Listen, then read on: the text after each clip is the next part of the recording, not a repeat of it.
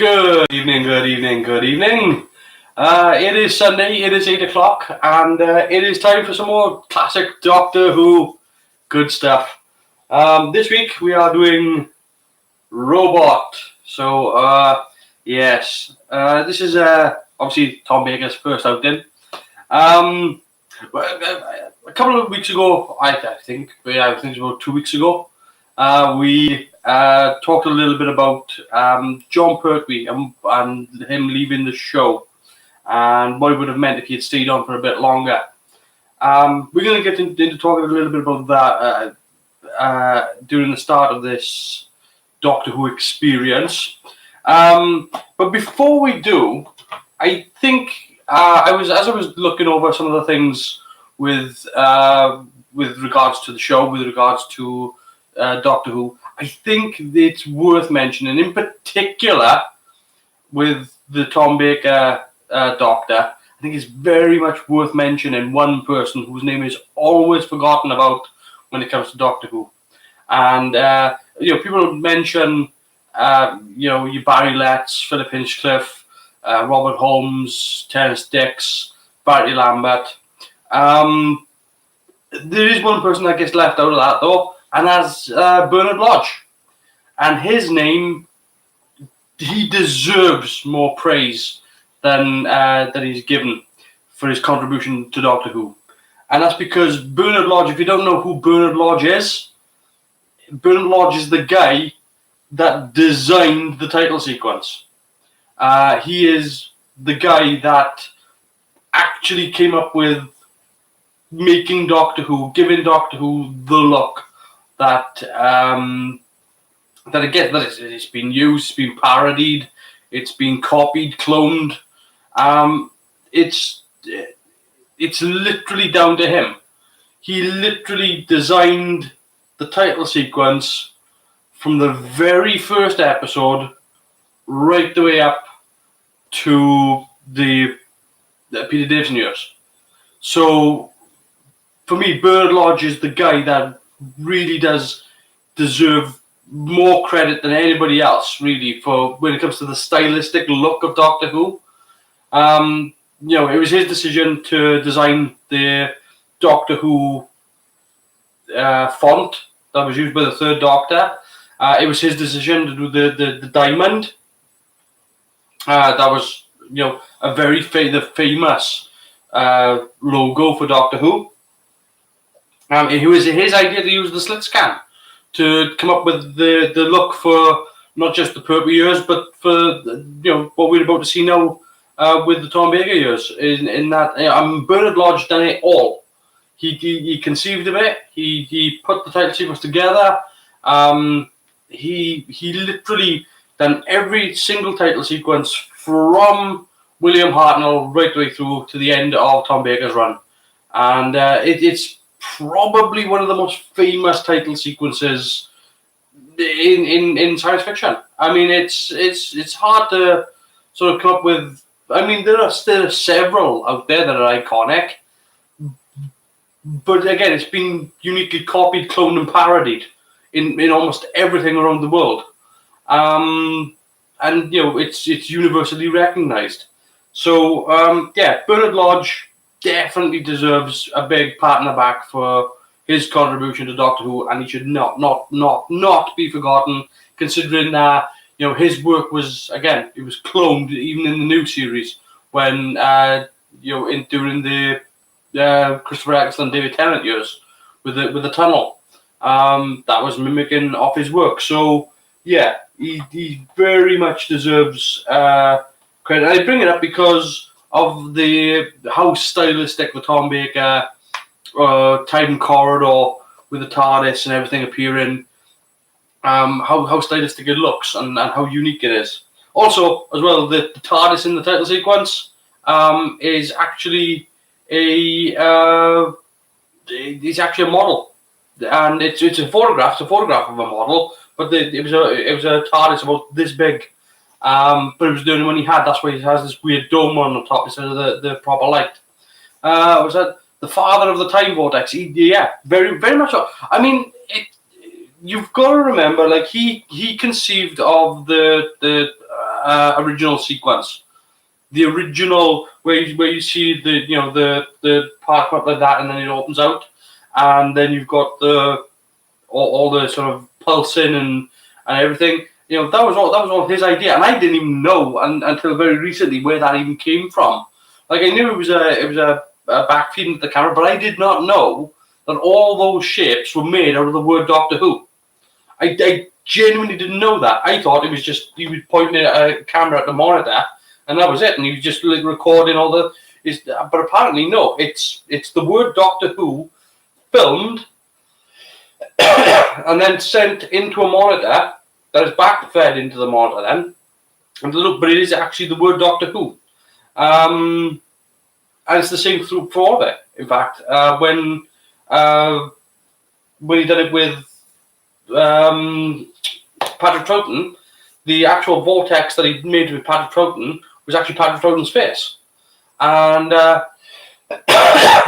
yeah, I mean, he literally came up with the idea. He copied the idea of the slit scan from 2001, but he found unique ways of using it. And also, Bernard Lodge is also quite famous for doing all the graphic work in the movie Alien as well. So that's not too bad of a thing to have under your belt, like. So yeah, I think what we'll do now is, before we get talking more into the episode, I think we'll actually just click start and let's crack on with watching the episode. So everything's set up, ready. Hopefully it's on the right channel so I don't get audio commentary coming through. And here we go. Doctor Who Robot. Yeah. Yeah, so that's why in the title sequence there, in the opening segment there, when the TARDIS comes towards you, you'll notice that the sign is missing off the door. The pull to open sign is missing. That's because it's not the prop. Robot by Terrence Dicks, part 1. No, yeah, talked a little bit about John Pertwee leaving the show. When John Pertwee decided to leave, we made mention of the fact that it was due to sort of a couple of things, but Roger Delgado's death was certainly one of the contributing factors. But the other contributing factors very similarly parallels David Tennant's departure. So at this time, Barry Letts was leaving, Terrence Dicks was leaving, Joe Grant was replaced with Sarah Jane Smith. It was just like it was kind of like everybody was gone, and yeah, it was great that he was working with Liz Sladen and he enjoyed working with Liz Sladen, but really it was just like it was kind of like everybody was handing it over to the next crew. Barry Letts was handing over to Philip Hinchcliffe. Terrence Dicks was handing over to Robert Holmes. Joe Grant was being replaced with Sarah Jane, so it was like everything else was going. So it was time for him to go, I suppose. John Levine there is Sergeant Benton, who's been promoted. The actual reason why he was promoted was literally budgetary. I love it. Promoted due to budget, and that's why he got the job. And of course, it was this effect looking through the robot's eyes. I never really liked these sorts of effects. I didn't like it when they did it like Terminator and stuff like that. Just because you can't really see very well. It's an odd complaint, I suppose, because they're trying to make it look technical and they're trying to make it look aesthetically, like something digital, but it's kind of naff. And again, I didn't like it when they did it in Terminator, where everything's red, and I mean, I know what they were going for in Terminator. They were going for sort of like this infrared thing, but anytime you can see less is, if they'd actually pulled stuff out and pointed stuff out and made stuff sort of bold, it would make sense. But limitations of the time, and I'll forgive that. I suppose these days they could do an 8-bit or 16-bit overlays. Well, I mean, they could have done like. I think what would have worked well is if they put a mesh over the camera instead of photographing it through like a hammered glass. But if they put a mesh over the lens instead, so you had a grid, a bit more, so similar to what you had there, but you'd have had a bit more visibility. You can fake the pixelation that way. Grayscale would have worked well. But again, they could have done a little bit of rotoscope as well. So they could rotoscope the odd thing here or there just to make it sort of pop and back into a colour. It's a bit more expensive, and they didn't have a lot of money, so.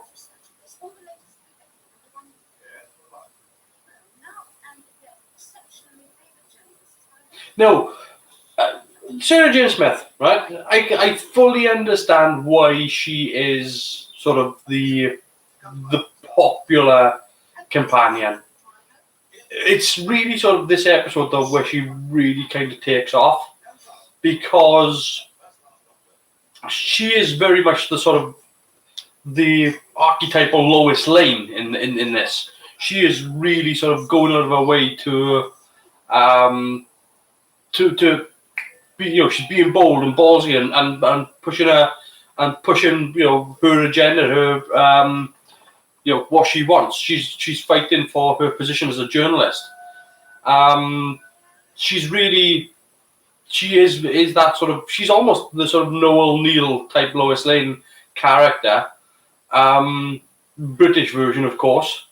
She's lovely, yeah, she is. But she's also, she's not your typical companion. She's not your typical she's not your typical assistant, in that she's hurtling herself towards things. Yeah, Tom Baker finding the TARDIS key.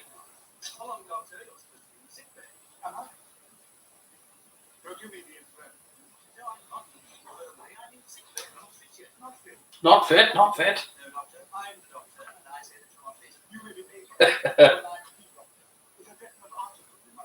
The task force.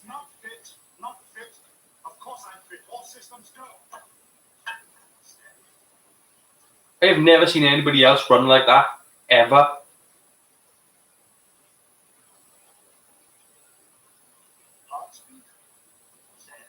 Okay. Now, Harry Sullivan being played by Ian Marter, tragically died at a very young age. I believe he died from a heart attack. He's 42. That's worrying.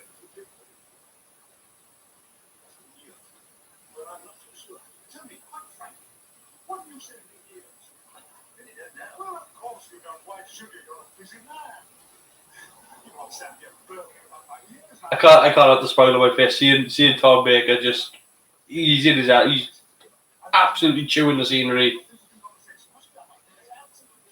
And he is all over the place. He is ups, he's downs. No, again, Terrence Dix, who wrote this, apparently wrote it with he'd spent time talking with Tom Baker before they even started the show.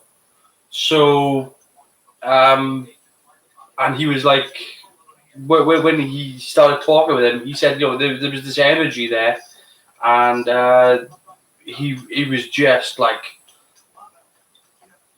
he was just all over the place. It was often said that Tom was just playing himself. Yeah, well, that's kind of when Terrence Dix was writing it, because Terrence Dix famously said about Tom Baker that he met Tom Baker and he said, "Oh, it's a lovely day," and Tom Baker said, "Is it? I suppose it is." It was just like, that was it. He knew exactly what to do with the Doctor then. It was like, right, this guy just thinks about stuff in different terminology, different ways. He comes at things sideways.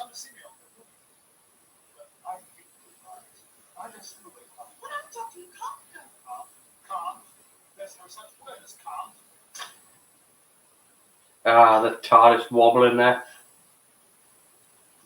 That, by the way, is the original box.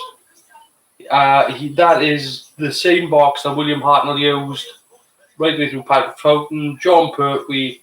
It's the same box up until I want to say Leisure Hive. I could be wrong there, but I don't believe the Newbury box comes into play until Master of Mandragora. And that there is actually how the hell that thing is still standing. It must have more holes in it than anything because it's been put together and taken down.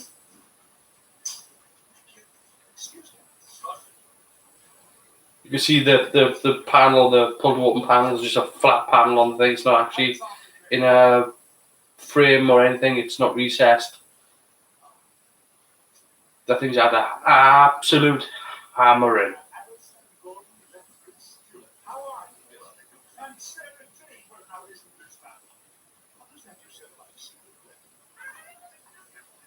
Now, back to the robot. One of the things I really, really don't like about this robot, right? There's a couple of things I don't like about the design of it. One thing I do like about it, though, is the size of it. It's huge. It's enormous. It's got these massive shoulders. It's like an NFL player, but it's huge. It's like 7 foot tall. But one thing I really don't like is the fact that it's just got no wrists. It's sort of these painfully thin sticks hold it at these wonky angles, holding these hands on. Every time I see it, I detest it. Bit dodgy in the vacuum in space.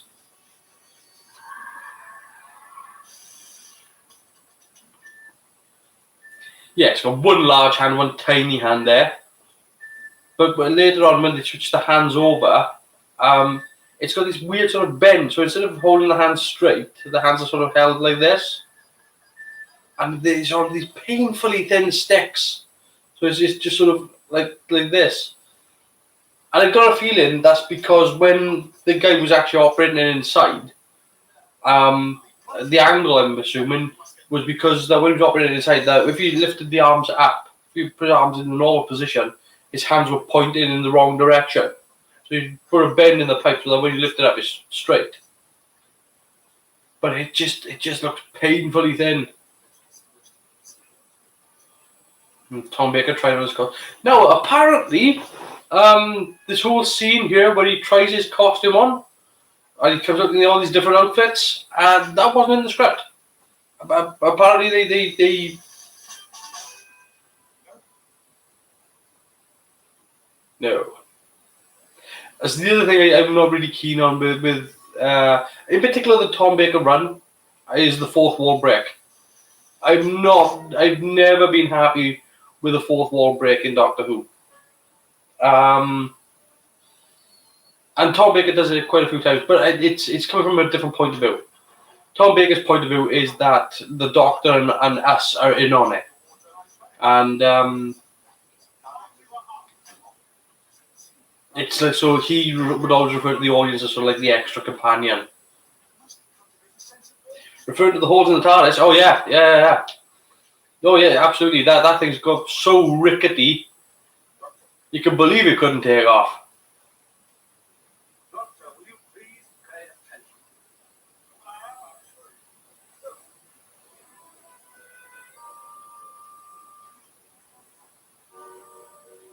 Again, some nice bit of Doctor Who work here.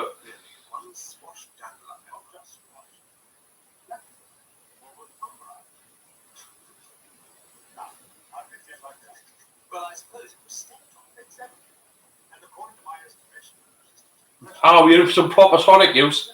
No, yet we're not. No. He's going to actually do stuff first.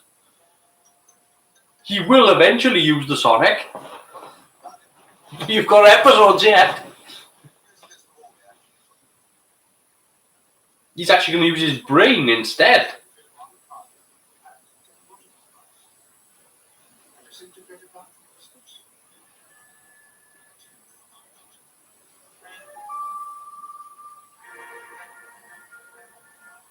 Absolutely manic.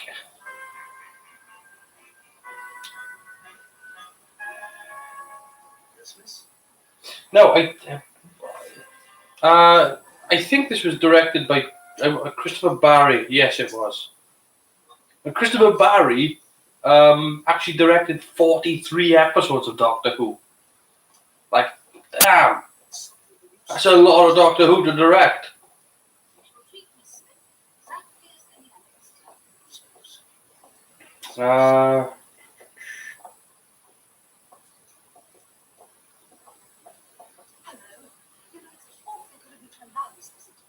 Yeah, Patricia Maynard.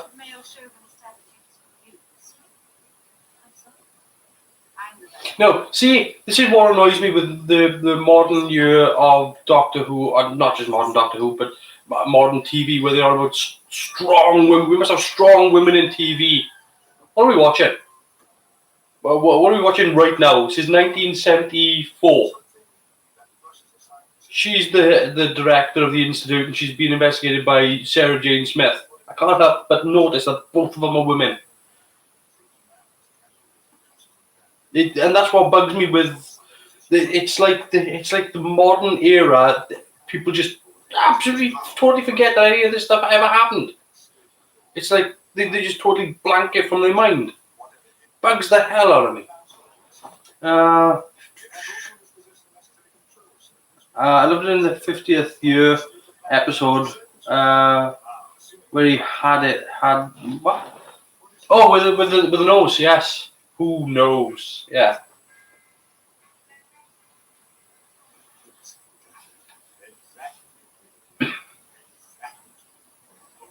I would be surprised if they didn't actually film something else at the same time. I mean, they might have only had a limited amount of time with Tom Baker, but if I was them, I would have had enough foresight to actually have recorded something else.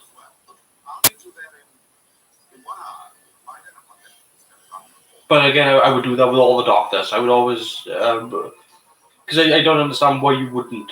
Like, if you've got these Doctors, these people playing the Doctors, why wouldn't you record stuff that you would just keep in a vault for later use?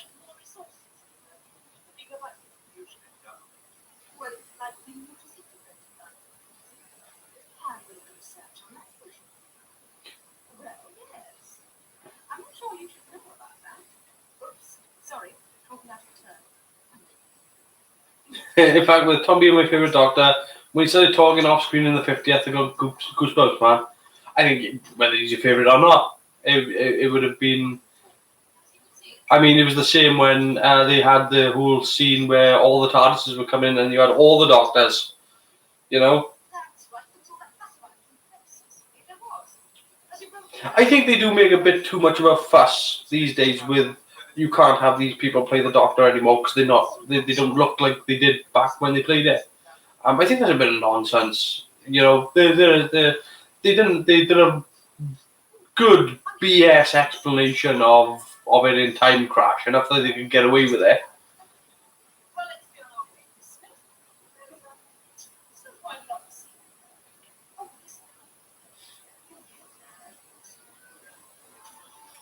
Now, Patricia Maynard, she's playing her character really low key right now.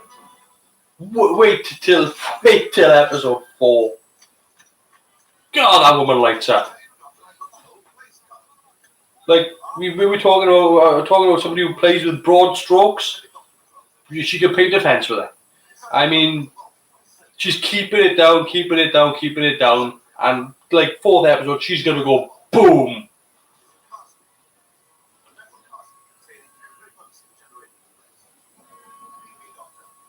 See, now this little scene here with Brig explaining about where the thing is and what's got to overcome and all that.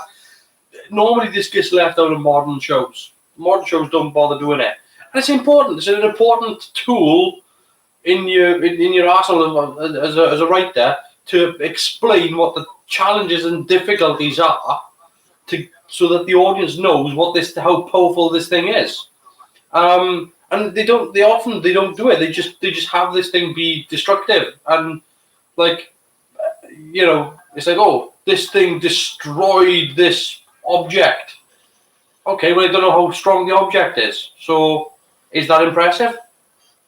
Like, if it turned out that the object was a polythene cup, so what? But if it turned out that what it's destroyed was, I don't know, a multi-story skyscraper, bit of a difference. But it's these sorts of explanations that get left out of modern script writing. And other things like this. He just jumped out of the Jeep there and run off, and his hat fell off.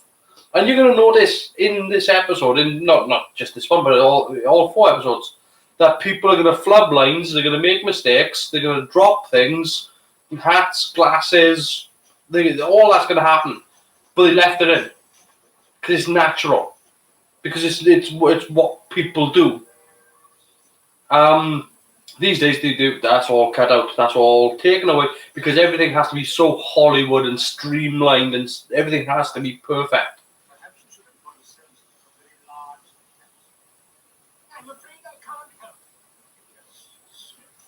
Edward Burnham. Second appearance in Doctor Who. First one was in Invasion. Brilliant manic. Not just manic, but scatty. And that hair is unbelievable.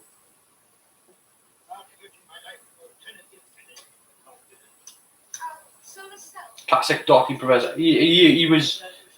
It's not just that he's Dotty. Like you can see him there. He's not even as tall as Elizabeth Sladen there. But he's got these thick. I mean, he did actually wear glasses, but nothing like those. Those totally obscured his eyes.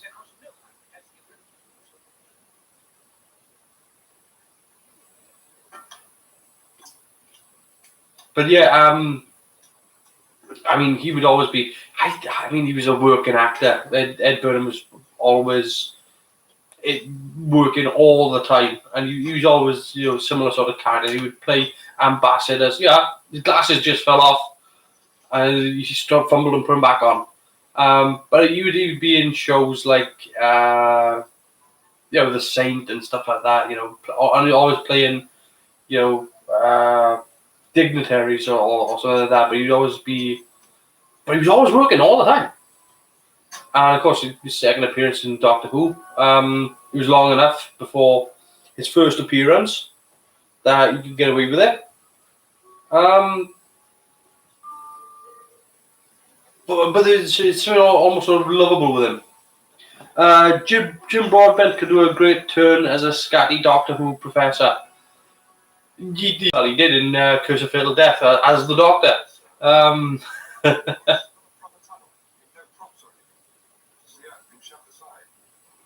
Jim Broadbent is often overlooked for lots of things. I loved his Harold Ziedler in Moulin Rouge. I thought he was amazing in that.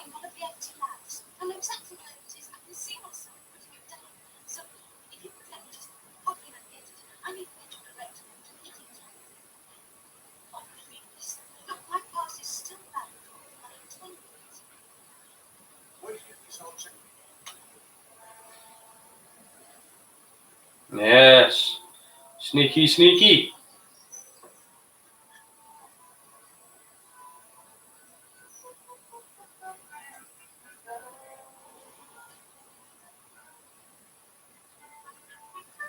Now, I mentioned last week when we were talking about this episode that we were going to watch this week, about some of the CSO effects that they use later on.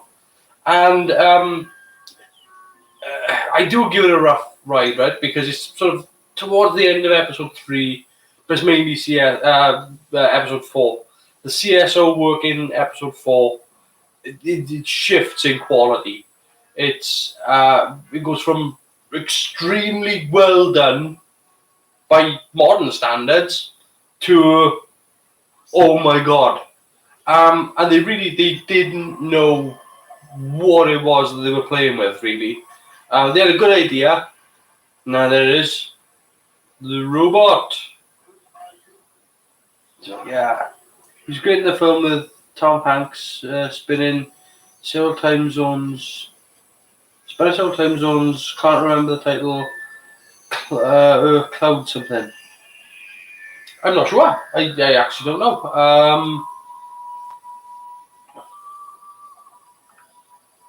I would have to look that up.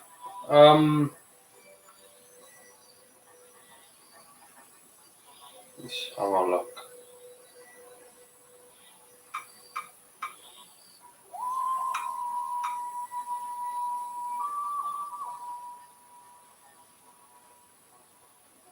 Jim Broadbent.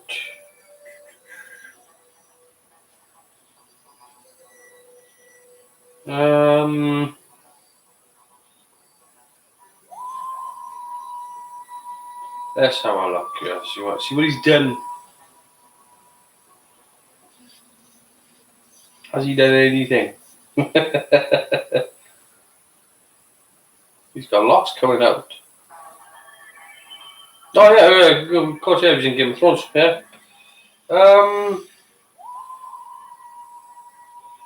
Yeah, he was in Legend of Tarzan. Of course, he was the Prime Minister.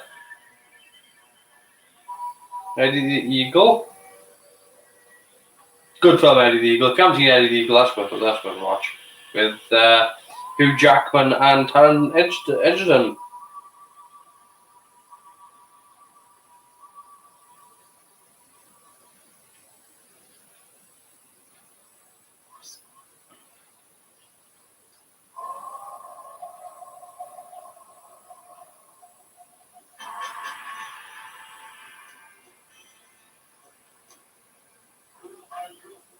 Okay, apparently he was a voice in the Teletubbies. I did not know that.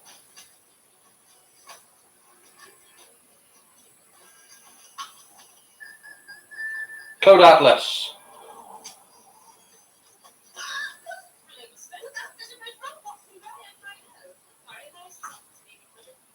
I'm sorry, Robert the Joke House. Sure. You were determined to see the robot, so we arranged it for you. It's what you wanted, isn't it? Oh, how very kind of you. When we heard you were in the building, we guessed what you were up to. So I popped in here ahead of you and I activated. Oh, what's his name? Linsteed. Would you like to see it again? Thank you. I like that very much. Let's have a look. What are we dealing with? Invasion of Alec Linsteed. again? I don't think he appears in another episode of Doctor Who. I think this is kind of it. Splendid paradox engineer. The only ones who could win would eat. The enemy agents. Well, they might steal the plan. Why steal the circuits of the generators? I know you've got have those resources itself. So where does that leave us? I think your enemies are homegrown. People with access to Wow. technological information and the most unusual weapon. A weapon that It's a hell of a rap sheet. a word. Anthropomorphic. I suppose that narrows the field a bit. Do we know anything else about these people? Not really that prepared to kill us, protect themselves. Listen, What's the hope? Mr. Jellicoe is checking. No, it's the only one he's done. Taking so long. Let's be sure to get it through this. See?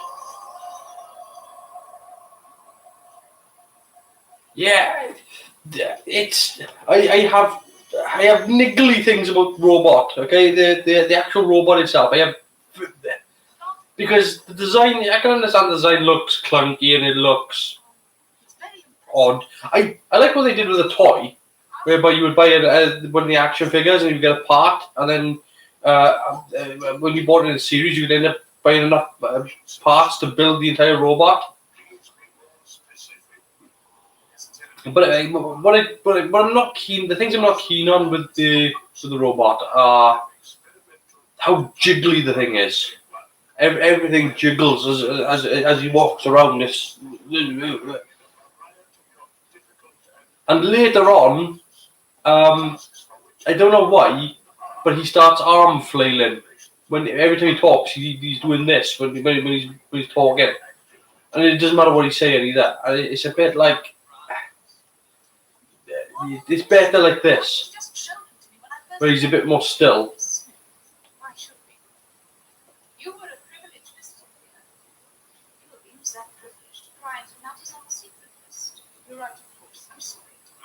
And that outfit must have weighed a ton because it was actually made of wood and it was covered in aluminium. It isn't dangerous. So it must have weighed an absolute bastard ton. But it just struck me that it could be a very powerful weapon if it got into the wrong hands. It could be misused. Like this. That is one stern haircut. She must not be here alive. Destroy her. Yeah, see those weird bends in the wrist? Look at that. Destroy her. Giant huge claws being held on with like quarter-inch piping. It bugs me. It really irks me.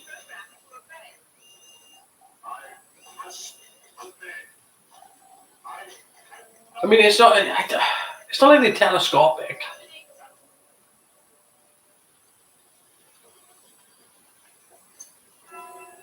That would have been nice if they were telescopic. They could actually see them sort of just extend out. Or I mean, I guess they were limited with the production that they had.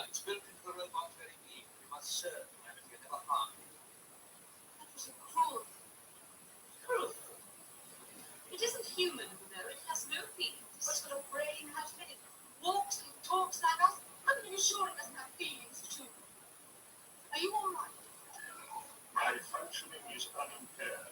Distressed, I saw Conflict with my prime directive causes There are things that I like. Like I said, I like the size of the robot. It's really an impressive, particularly when they shoot it upwards like this. It really does look like a beast of a thing.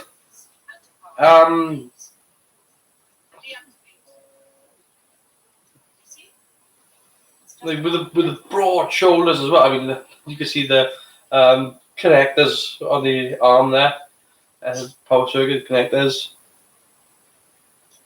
Thank you. The arm flailing is probably a throwback to Lost in Space, Danger, Sarah Jane. It's a bit more than that. Because it's not just, yes, he is flailing the arms, but he's also he's jiggling about, and the whole suit jiggles. And it's better when it's still. It's more effective because when he walks, the whole thing just like he's like a drunken Herman Munster. And of course, like later on, he's gonna have to be helped down steps by the guy playing Jellicle there. I have to hide behind this robot to protect him from the bullets, and he's just like, yo, come on, next step. Where do I start putting this precious conspiracy? I'm sure enough back to prove Brigadier.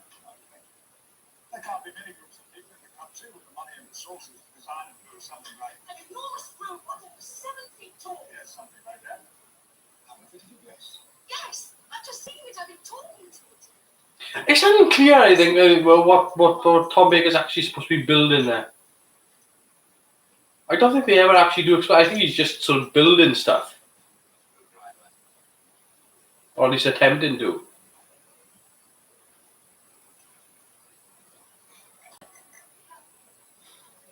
Have you ever seen an electronics lab so menacing? Yeah, WD-40 fixes anything. Go on.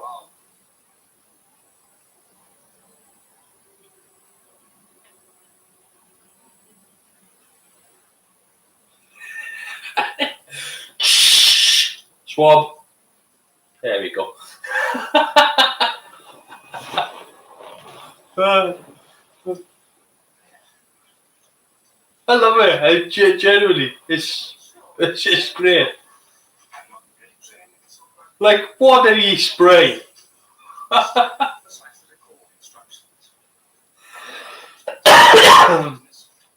And what was so tiny that he had to clean it off with a swab, but it take little mud. Miss Smith was right. Perhaps it does have feelings. This is Daddy. Yeah, I like the shoulders on that thing, whereby it's all sort of under what's the like a clamshell thing. It looks like an American football player. It's I'm not so sure on the big round skirt. This man is an enemy of the human race. You must Been a friend of moustaches. Look, it's obvious that that's the Timelord involved. Why don't you just raid the place and arrest the lot of them? And very much doubt might get the authority. And if I did, it would cause so much fuss, they'd have plenty of time to write evidence. Like this. More than just one. You did it inside there. Well, you know, somebody can't go his eyes and ears. Hey, you know that's not a bad idea. Actually, someone they'd accept, someone with a proper scientific qualification. He does look very much. Harry Sullivan does look very much like sort of a Steed character from like of the Avengers. Might work. We can fix you up with a cover story. Bloody work, all the lights come on. To Professor Pepper. I tell you, I say to this young woman, I know nothing about the King County detective. I said the North connection is That's the all. That's impossible. Good twist in the story. We'll talk about that when we get to it. But This will never do. Peter over experts have got to be practical partner.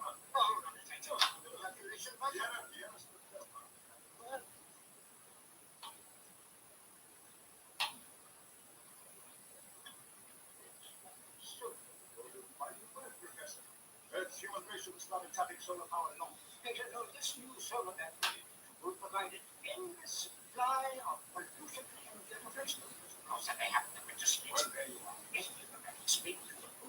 Look, I get to ruin the fence. Never can see what's under that house is not there. The next running this movie time.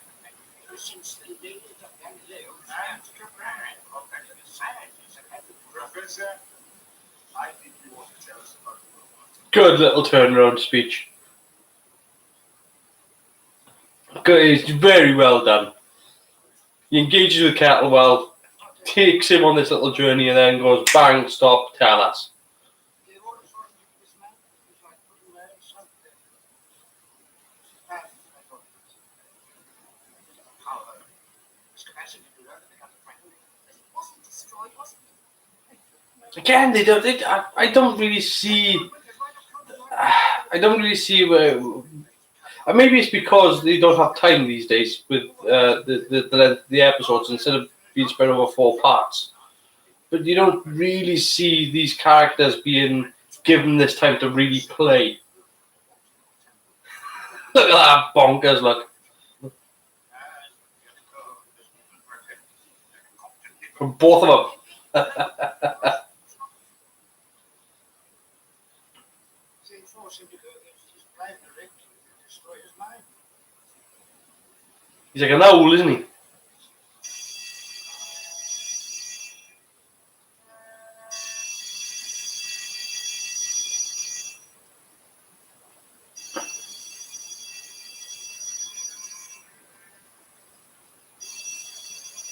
See the little things that they've put into these sets, these safes and the steel doors and everything.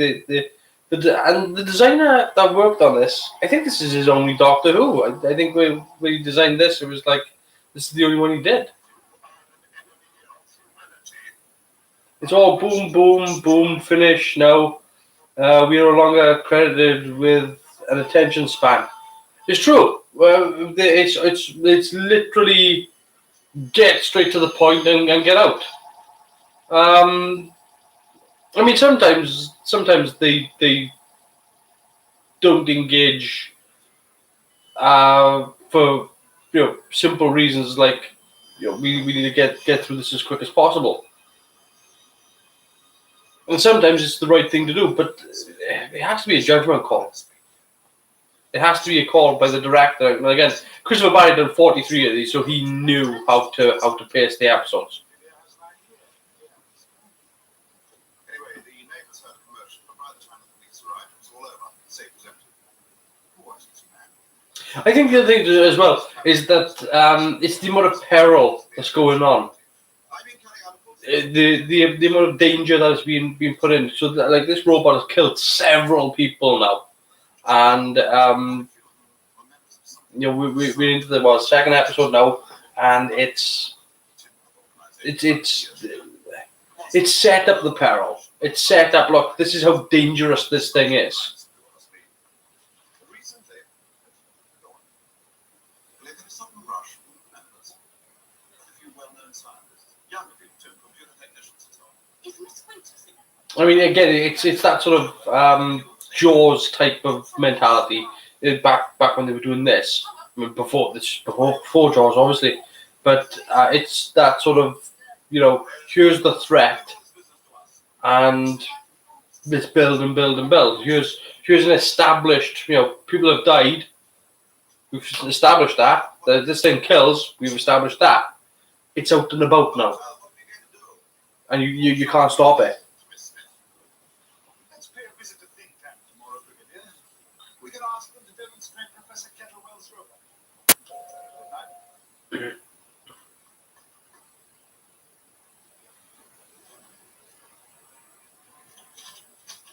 But yeah, they often these days they don't often do setup and character interaction like they've got in the classics.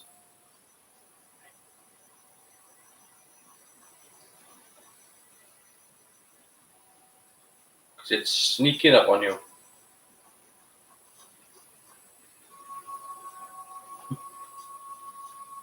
It does make you wonder how the hell that robot gets around without people seeing it. Yes, of course you don't wonder that, in which case it doesn't.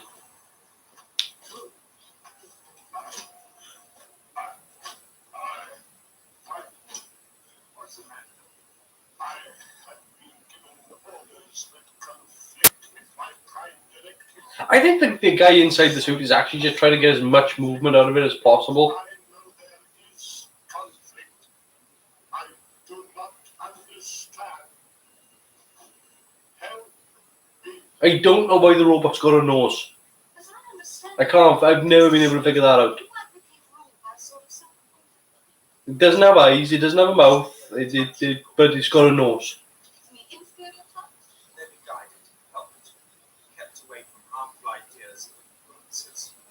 For instance, Ah, he with a slappable face. Traps. Surely that's a matter for me to decide. instincts are opponents. It must be unusual to be cast for that reason.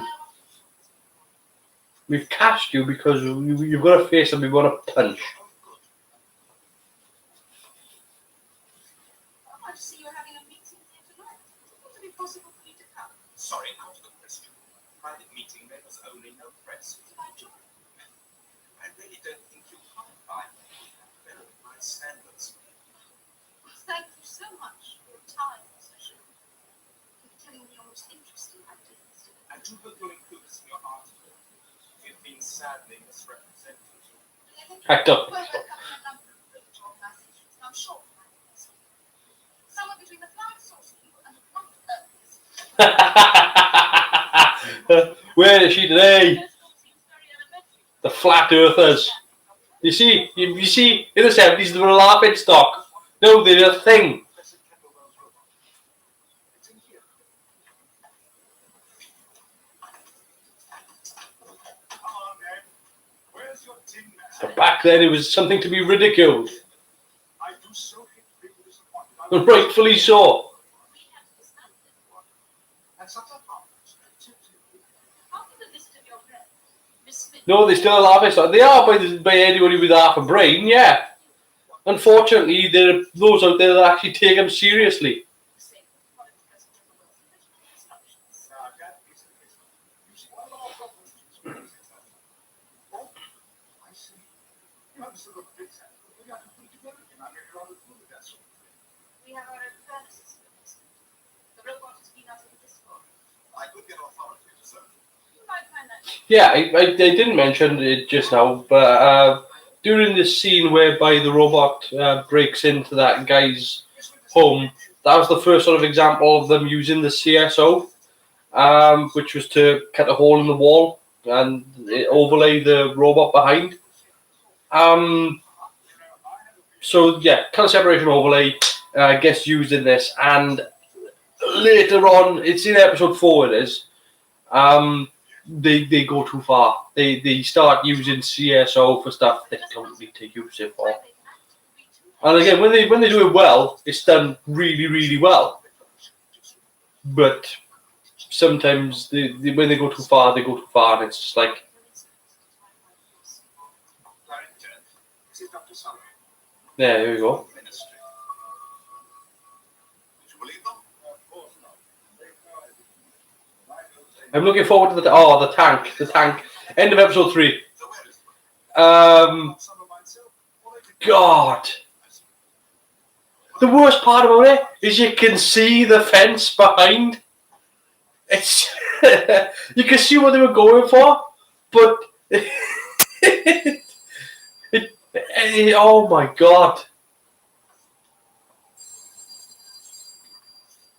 And you know what they were doing because they shoot past it, and but they decided that everything in the background is going to be out of focus. It just makes it look worse. But he's very unstable. I may not be able to control him. But we must keep I mean, there are forgivable ones whereby, he crushes the hut and stuff like that. You can see the huts behind and they're a different size. But the tank, oh my God. Like they said, it wouldn't be so bad if you couldn't see the fence. But because you can see the fence,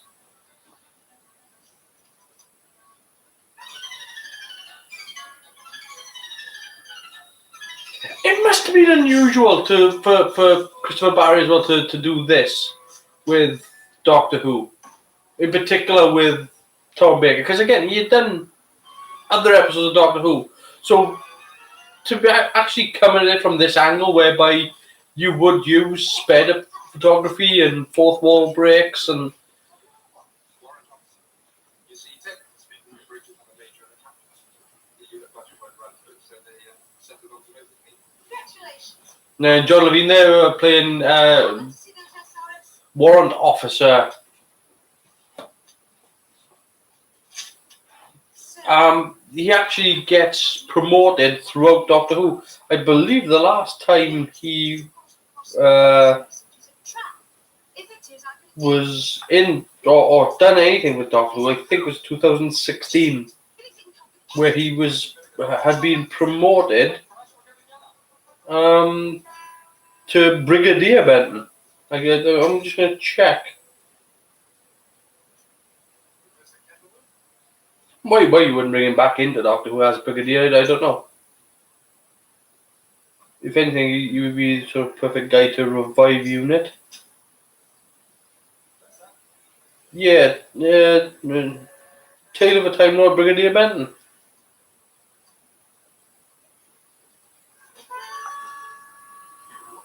Doctor. How do you do? I've been so looking forward to meeting you. Please confirm your identity. There must be This is good. I like the fact that he tries to outwit the robot, and it's actually the robot outwitting him. I just don't have bloody hands. Stop. Ugh. I think the majority of the suit works for what they're going for. It's just those painfully thin wrists.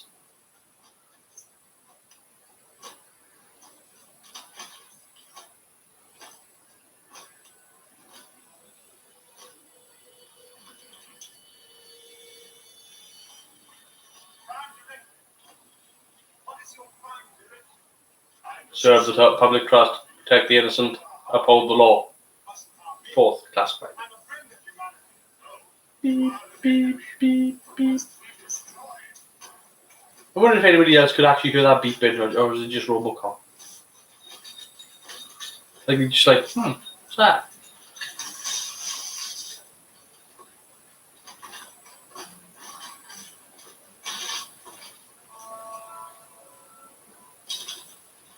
Yeah, see, now Doctor thinks he's got him. Jodie would have saw it then by now. Oh, of course you would have.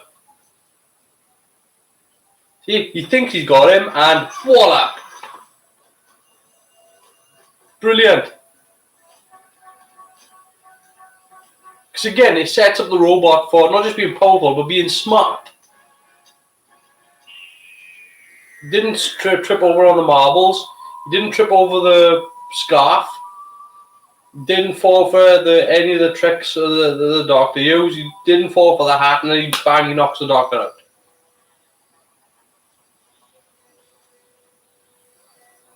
So again, it's all character setup for, and it's getting you on the side of the robot as well, because it's like, when you know how destructive it is. But let's be honest here. This is Doctor Who's crack at King Kong, right?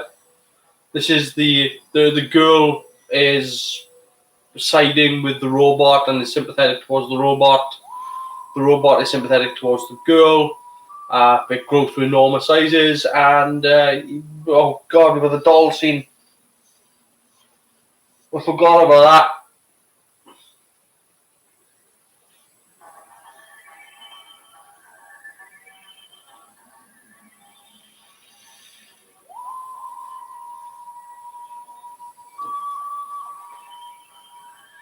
Cracking sequence. You can see why they mimicked it for the David Tennant, Christopher Eccleston opening. They made it a bit more 3D, but it looks stunning.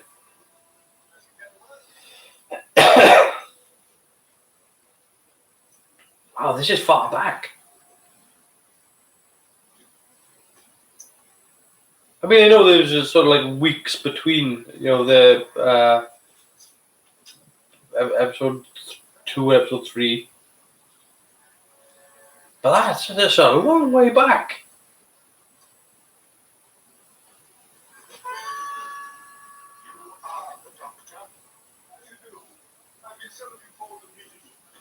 Yeah. So when they do like these CSO effects later on, I mean, they've started doing them now, but they would use blue and yellow. Sometimes they would use green, but not very often. They use normally blue and yellow. But what they would actually do, how they got it so good for some of the sequences, is that they actually had, normally you would film something and then film something else and then try to match it up. But at the time when this show would be made, the BBC actually got hold of portable video cameras, so they could actually line stuff up on set. So they could look at how something was filmed and then try to line the other camera up as best as possible with it. And it makes a lot of difference, a huge difference in when it comes to the compositing. Yeah, it doesn't have shadows and stuff like that, but the alignment alone makes a massive difference. It still doesn't excuse what they do later.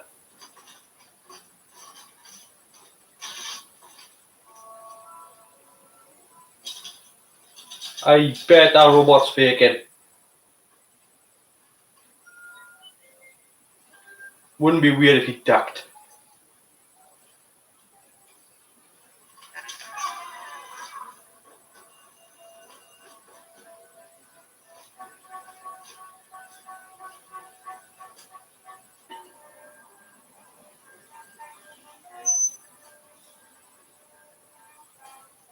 I'm not sure when Bessie stops getting used. I would have to look at that. I mean, it is a car that is more associated with John Pertwee than Tom Baker.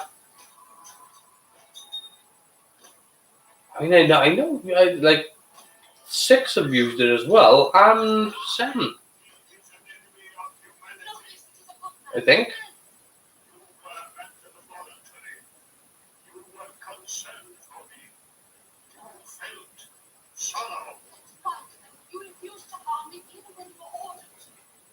Look how massive that thing looks.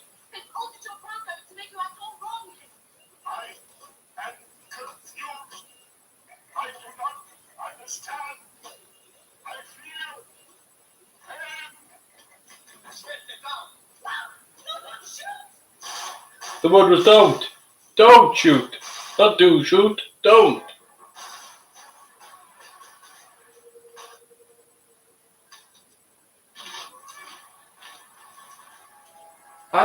just looks enormous. Okay, it's a bit rickety and it's a bit wobbly.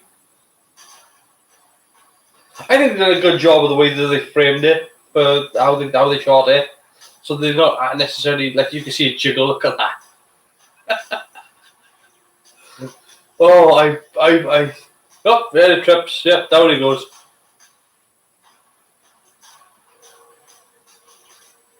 Everything's jiggling. Look, everything from the feet up.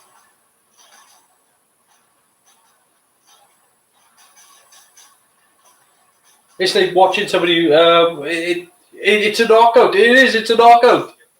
But it's like it's like somebody walking around in a scuba outfit with flippers on. Yeah, it's very much. It's a knockout. It doesn't matter. It wasn't your fault. I suppose you did your best. Thank you very much. Let's cover it if you're going to like this. I think with a couple of refinements to the suit itself. Like I don't like the skirt, the big round skirt that goes around there. I think with a couple of refinements, they could have had something really great, really outstanding. It's still a part of classic sort of Who design, but I think that it's a small smidgen step away from being like really, really great.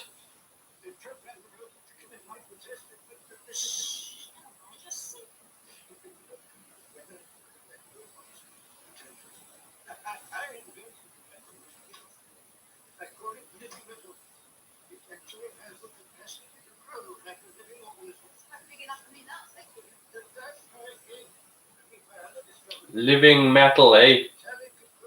A mimetic polyalloy.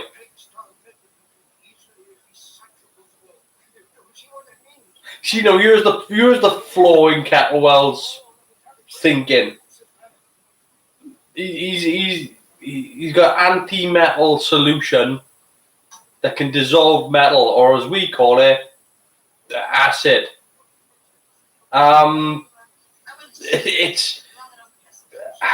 It's a flaw because it's like, you know, he came up with it because he wanted it to dissolve metal, to break down metal. It's like, to be honest with you, any metal that we've got that we want to break down, we kind of just like melt and reuse. It's kind of a flaw in his plan. If anything, his plan is more destructive.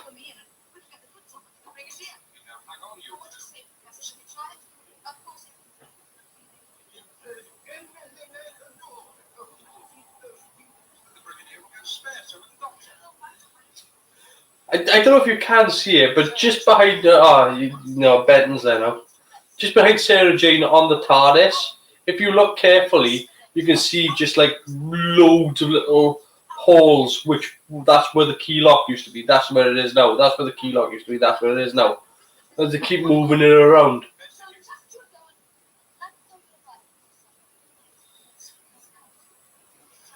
I don't think it ever recovered from the fact that it was once split in half because they needed 2 walls on location and 2 walls in the studio. So they took the roof off, split the damn thing sort of corner to corner like that, and then obviously they put it back together. So now it's got a much smaller base, and then the roof never fitted back on again because the roof was always. If you look at the roof on the TARDIS, it's always at a cock-skew angle.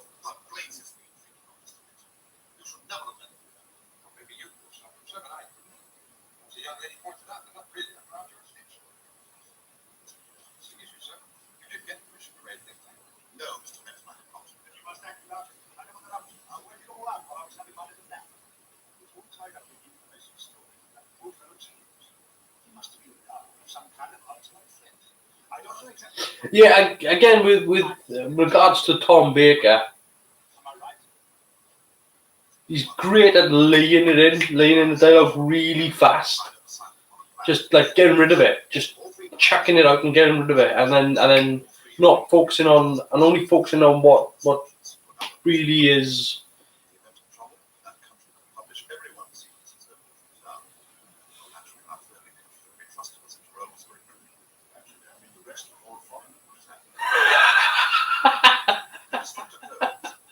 I love the fact that the Brigadier agrees with him.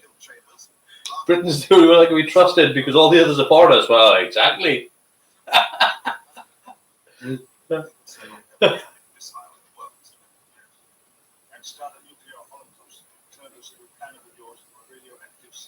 See, look at the focus on.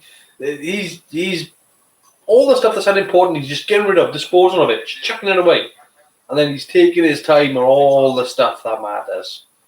Focus, focus, focus.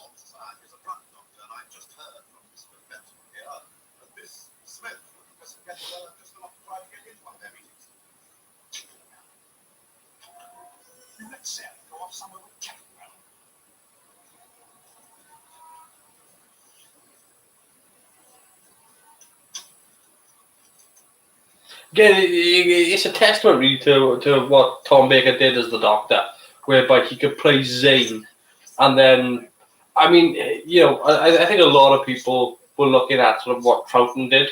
I mean, I know Tom Baker definitely did, and I know that Terence Dicks was writing the Doctor that way, in that you would write it with a certain amount of Zane, and then go severe. Speaking of, watch how big this woman goes now. This is a big, broad performance worthy of a Nuremberg speech.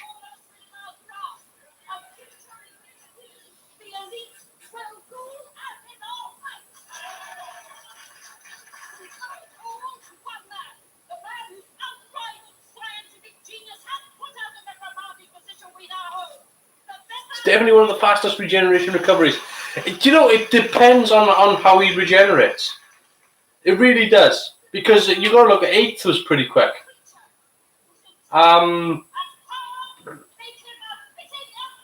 So, and I would say 6 was pretty fast as well. Back to the King Kong metaphor. Big stage in front of everybody and open the curtains and there he is.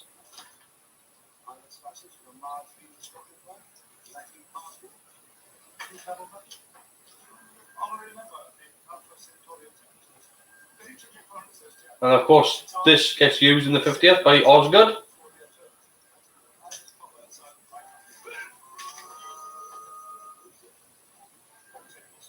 So, I mean, they do a great deal of fantastic little callbacks.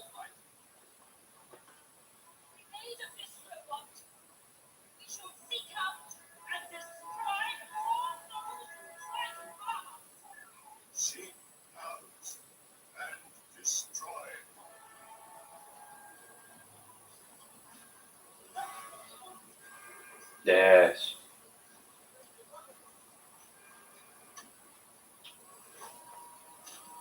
Because random boxes of cabbage, apparently.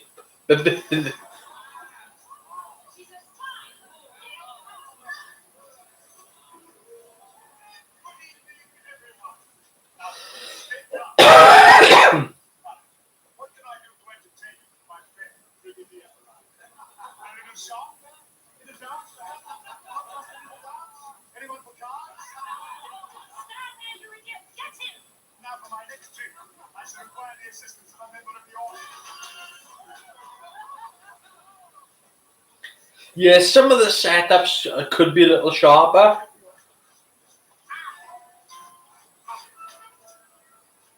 No, nothing major. But I think like later on, you're gonna see like where people get blown away, disintegrated and stuff like that. That the people behind them are paused for a bit too long.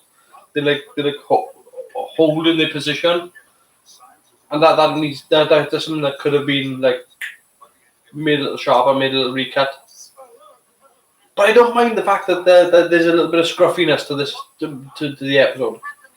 Again, it's more natural to have mistakes. It's more normal for these things to exist that way.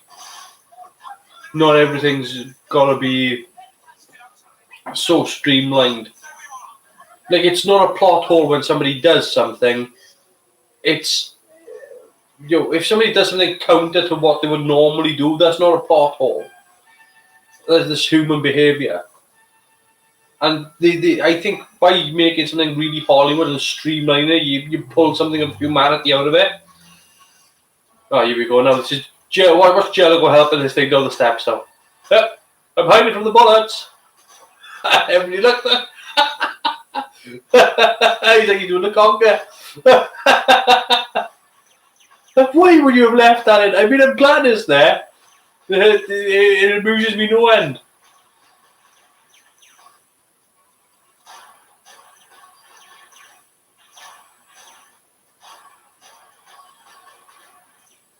I would imagine. Wouldn't I would have thought those muscles would get awful warm if you're holding that gun like that and you're firing bullets.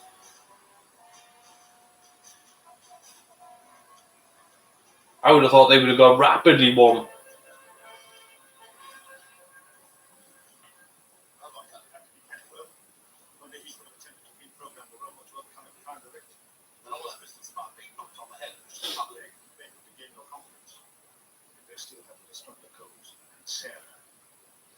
No, it's good that this story actually isn't an outer space story for the first Tom Baker, because it's coming off the back of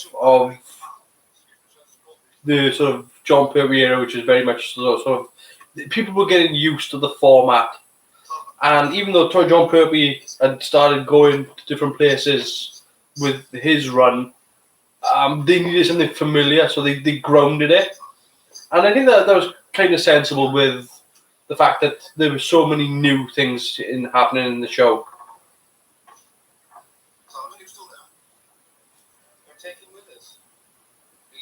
I think it was good to do a sort of familiar type of story, and then to tie over your new Doctor. You know, he's still a scientific advisor for UNIT. Nah, here we go.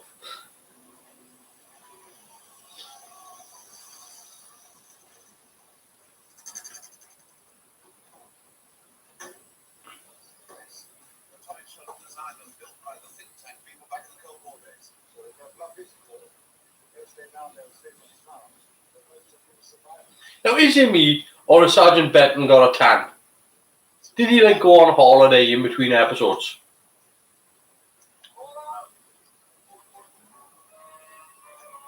Because he's definitely looking a lot more sunned.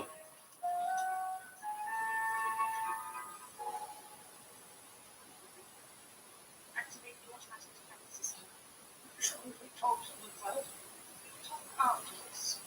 First, we must show them the strength. The other thing I wish they had done with this episode was that it flows. Well, it does flow. But the other thing I wish they had done with this episode is that they kind of have this organization which apparently has members all over the world. And I know that they just focus on the story here, but I think I wish they'd made it a little bit more broad and just because you didn't have to go to another country. You could have a building and stick a French flag in it and go, oh look, there's France.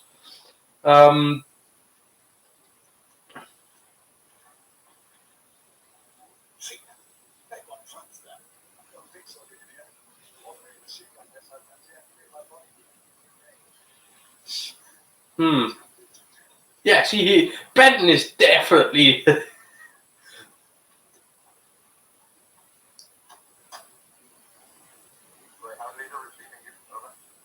speak to the Brigadier. Brigadier, can you hear me?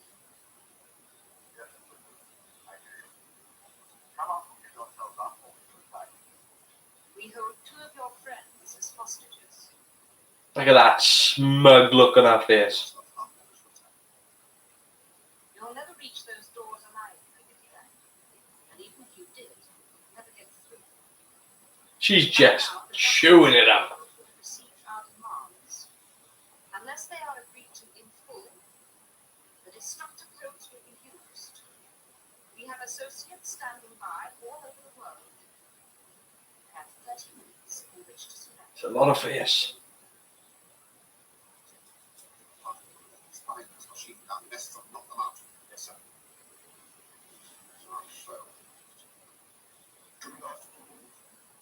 If you attempt to escape, I must destroy you. sense of justice.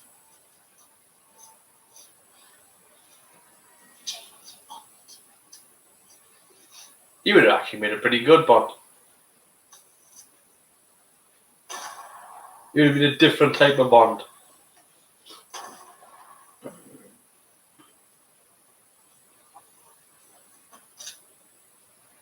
See, people are doing things where they trip and they fall in and it's still bang, you know. Then you're going to see somebody later on now, they're going to be on the run and he's just going to just slip and fall over. But it's natural stuff. Old Benton likes his sunbed after a hard day's unit in.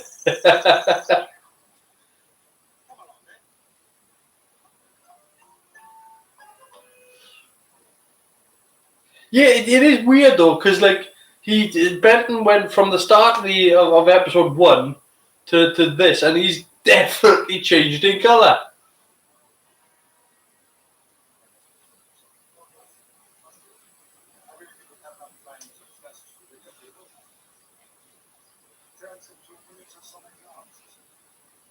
Which he has a proper sonic lance as the 6th Doctor. Which we never see ever again.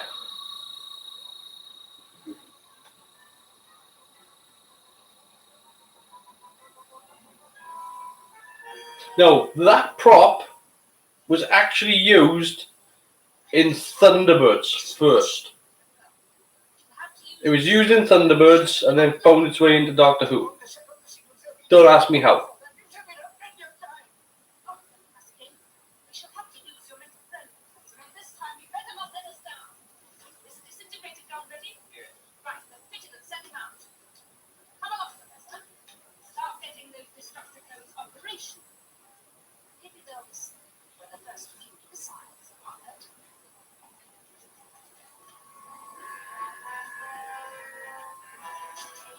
It's an odd thing, but I normally hate it when you see people type in a show, because normally they don't know what the hell they're doing. But Kettlewell is actually pretty good at the old keyboarding. He actually looks like he's paying attention to what's going on. You know, he's copying stuff over. Yeah, look at that wonky wrist. Ah! Oh!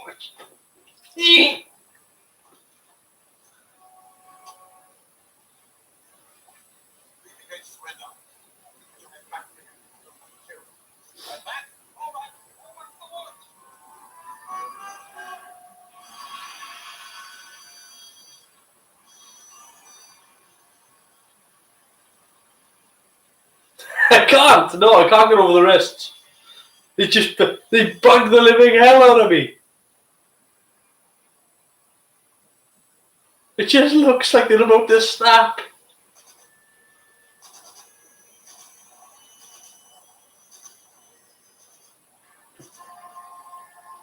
I wish there was some sort of beam effect. It's not necessary, but I wish there was something.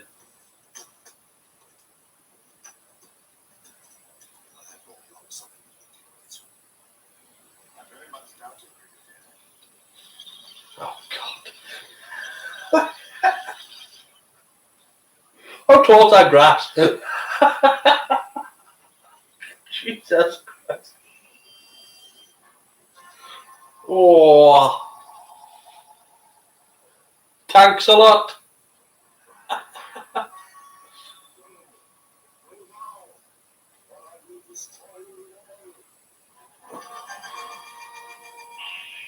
Oh. It's not on screen for long, but I mean, you know, it is the rubber frog of robot, isn't it? Oh, thanks for the memory. Now,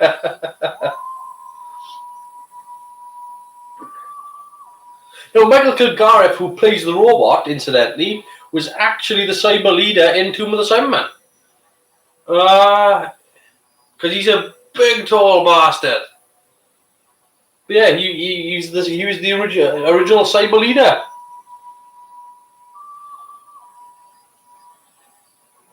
I don't know if he's doing anything now. I don't even know if he's still around. Normally when I Google Doctor Who, it normally says, oh, they're dead. Michael Kilgar.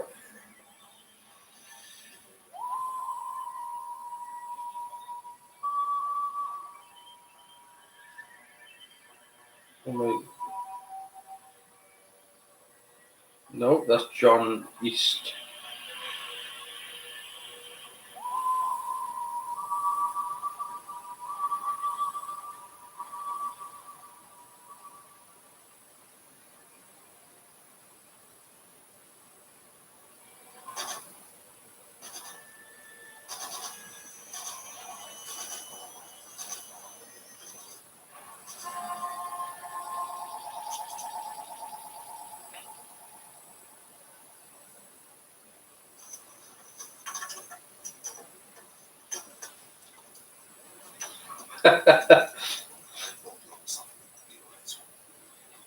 We get it again in a minute. Yeah, here it comes. God.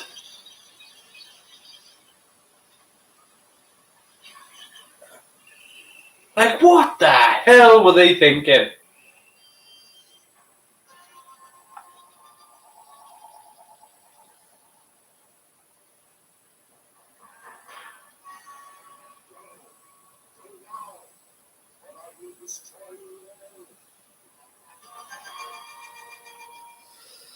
Be very satisfactory. And how are you getting on, Professor? Just finished making a preliminary records. Well, the good news is Michael Kilgar is still alive. I want everything notes. But if they don't agree, if they call our government surrender, would we? 1937. We get on with. File in the silence. Can't. For me, no nuclear war. You want a better world. 2014. The voice. He was a voice actor though. He was normally on radio.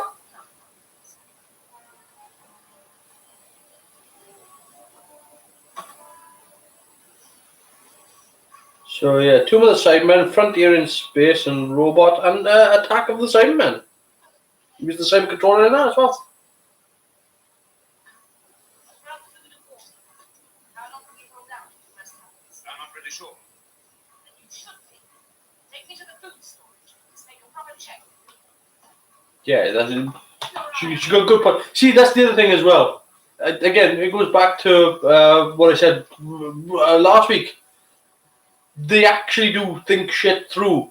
You know, these are characters that don't overlook stuff. Bugs the hell out of me these days. Because these days, what passes for good writing these days is painting these characters as psychotic. Whereas, because they're able to take time, they're able to have characters actually think shit through and actually just go, you know what you should do? Check that, check this, do checks on that. Because you would. Brains, well, it could chill out over the See, once again, stating the danger. Telling you what it's capable of. Well, you staying here. Leave it in. Prepare your men for attack. If I go over while they're the door, I'll slip around behind it and finish cutting it off. You don't stand much chance. I know. But we have to try. Right. As long as we can. Right, that's all. He's off to Spain, look at him. Just got back, he's going back out again.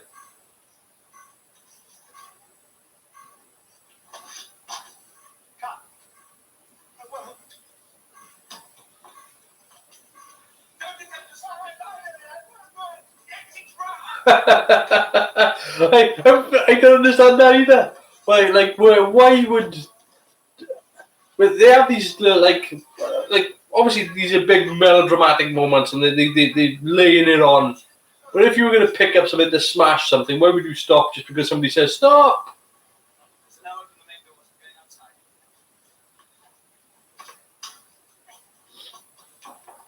I've never been. They do that in lots of things, not just in this, but like in loads of things. I've never been able to understand it. Please don't shoot. We're not going to. No, the robot's about to shoot Kettlewell, right? Spoiler alert. But when that happens, watch the people behind, because everybody is, and this is what I'm saying about them. They overuse the CSO effect, and sometimes they do it really, really well in this. But they sometimes it's just like stop. You don't, now you've got this technology. You don't have to use it for everything. I must destroy you.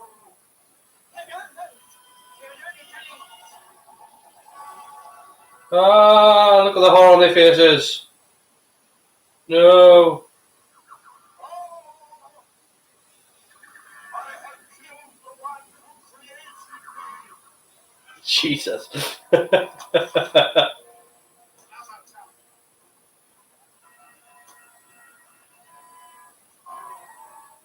when it comes to melodrama, like that robot is really good at it. You got to take the rock with the smooth.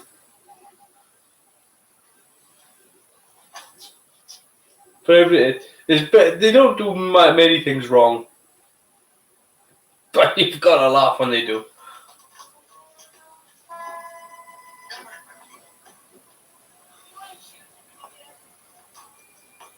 Maybe he won't. I will. See, Sergey, now grabbing a gun. Yeah, I'll put a bullet in your ass, love. Firing instructions have gone out. I can still get major powers to use that way to save themselves. Too late, Brigadier. Cancel the deflector codes! When that reaches zero, the missiles will be fired. And no one But she's still being smug and smarmy. You may be right, Brigadier. Back up, get the both of them. Trouble with computers, of course, is that they're very sophisticated idiots. They do exactly what you tell them at amazing speed. Yeah, again, If you do have they type in there with his one finger type in. No. not possible. Well done, Doctor. Right, that's over. Now, come on, we are right.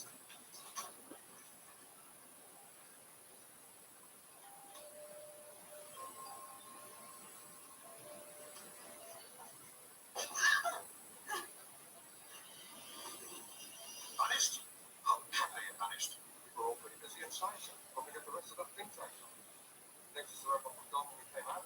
Everyone assumed that someone else had got it. Sarah, what we thought? Thought she'd go home. Like, it sounds silly. You thought she went home, but sometimes people do think silly shit. Sometimes people do generally make dumbass mistakes.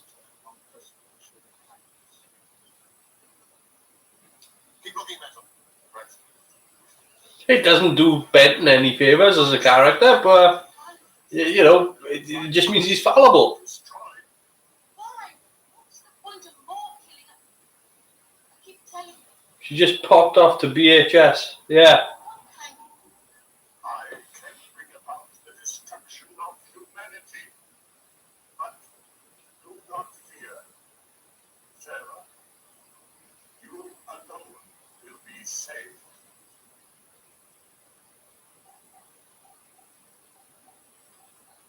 Saved by Flimsy McRusty. That is clear. Come.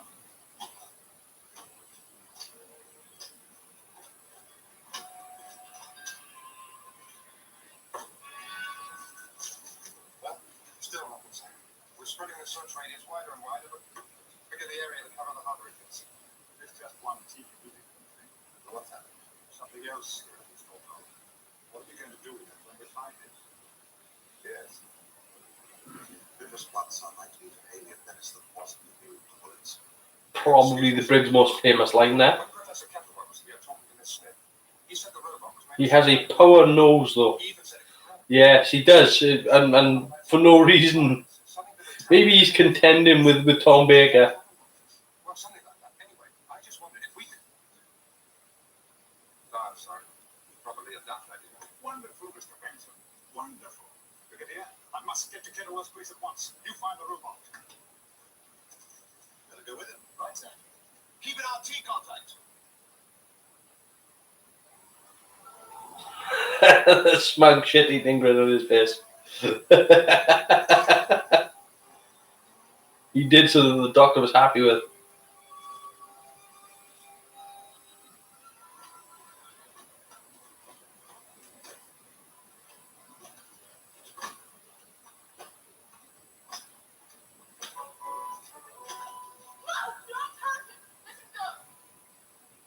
Whatever you say don't shoot, because it'll definitely shoot. Just leave now. Don't worry about me.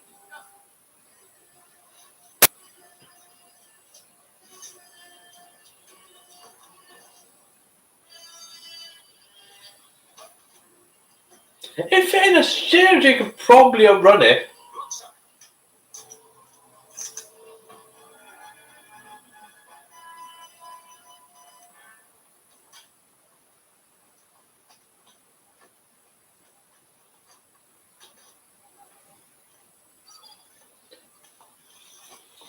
He does a good job moving about in that.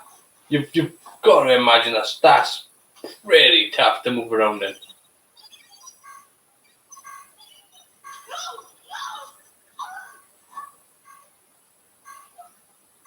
Yeah, get off. I destroyed Kettlewell. I must see that his plan does not fail. But he changed his mind. We want you to continue. Mankind is not worthy to survive. Once it is destroyed, I shall build more machines like myself. Machines do not die. I don't know if that was necessary to put in. It doesn't take anything away from the show or the. I just think the robot didn't need another ulterior motive or another motive to keep doing what he was doing. He didn't need to sort of like go, I'm going to construct a race of robots. I think he had enough motivation as it was without throwing that in on top of it. Is of course. So present Oedipus complex. To access it due to overcompensation. Oedipus is not. Look at here. The robot will try to carry out Kettlewell's plan. Is the computer terminal of the complex still active? As far as I know. Can you switch off the electricity supply? Yes. No. It's a special sealed circuit. Then warn all the major powers. The emergency is not over. They must operate full fail-safe procedures at once.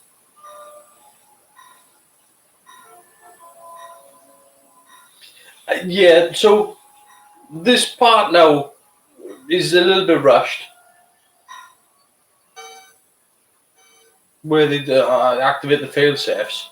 It would have been nice to have cut to, say, another country or something whereby they're on the phone and it's like, right, do this now.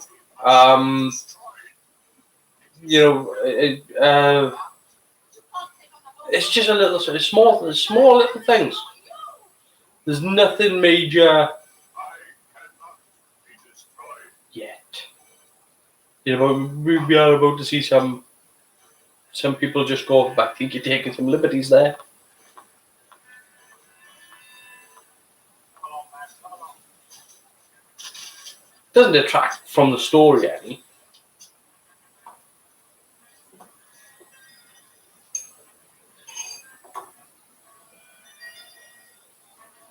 I think that's the beauty of it, is the fact that, yeah, some of the stuff that people complain about with the ropiness of it, and they are valid complaints, but it doesn't detract from the story at all. Whole host of tiny wrists, you'd love that. No one's talking fast. You may find a chance to get clear. You can take him down with the pliers. He's an indestructible robot. Ah, no. He's got his wiring is on the outside as well. A flathead screwdriver. Just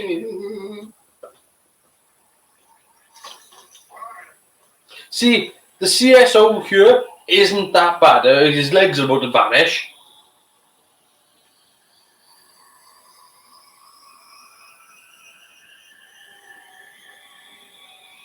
Stop firing. And you're only making it worse. For the love of God, stop.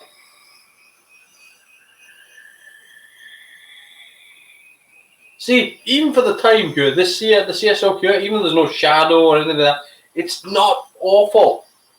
It's forgivable for the age, and the fact they've got, the angles on this robot to make it sort of work.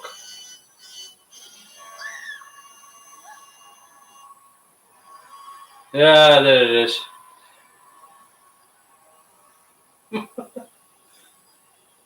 God.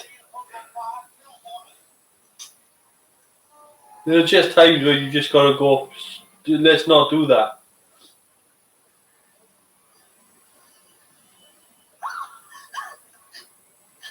Like,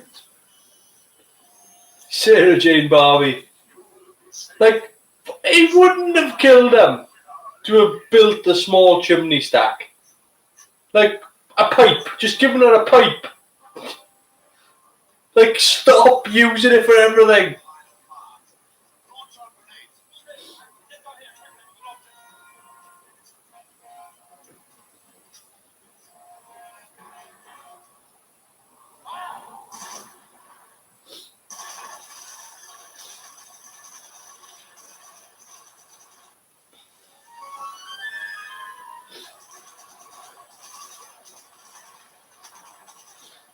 Yeah, they can't really decide on how big it is.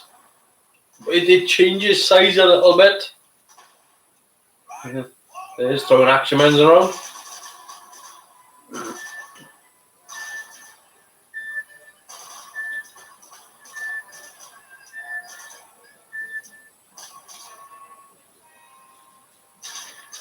Poof. Squish.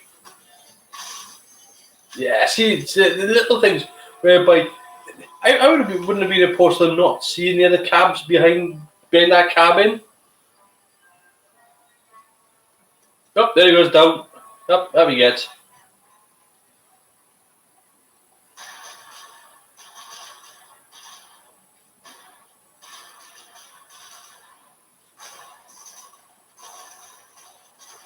See, but there he's not quite 2 stories, and there he's like 4. It's forgivable stuff. It's not like that works really well. Curious, very curious. Said Alice. Exactly. I think Harry worked well as in his time. He was sort of smart enough for a bit more of an action man. It's just difficult when you're sort of contending with Tom Baker, I suppose.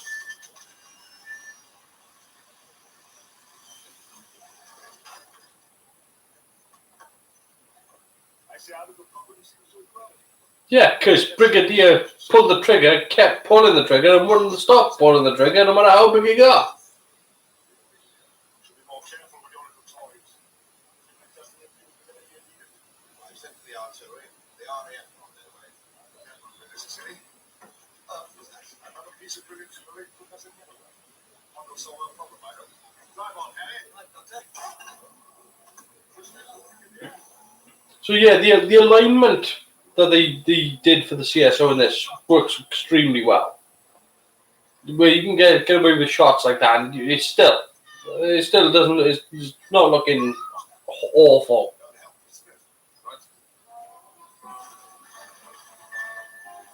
But when you've got Elizabeth Sladen supposed to be standing on the roof and you can't even give her a pipe to hold, it's like, I stop using your toy. It's a nice new shiny toy, but stop playing with it.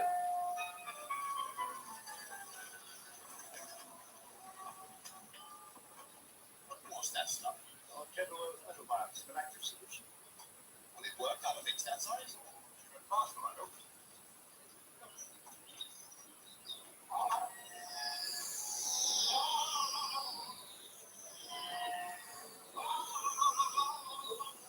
I'm melting all over the world. Oh, well done,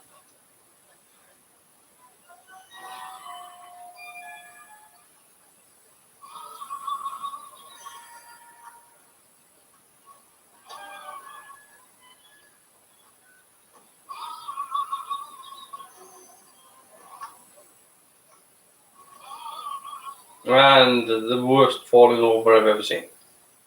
Given how many times the actor fell over making the show, though, is probably for the best. I'll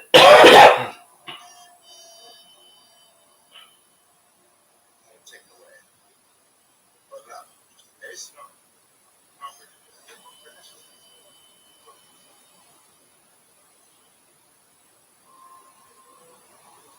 no. It's being quantelled.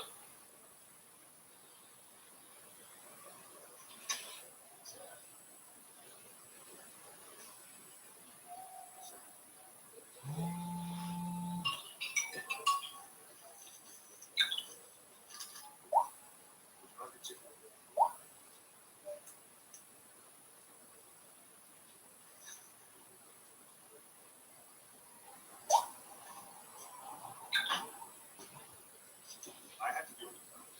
Yes, yes, I know. It was insane and it did terrible things, but at first it was so good.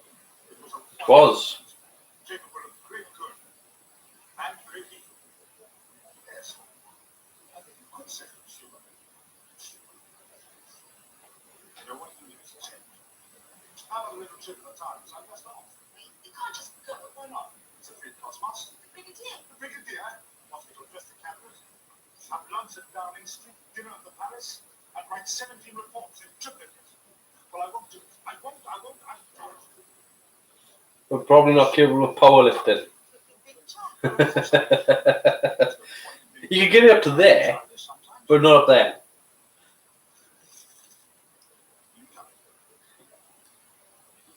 Shoulders will forbid it to lift over his head.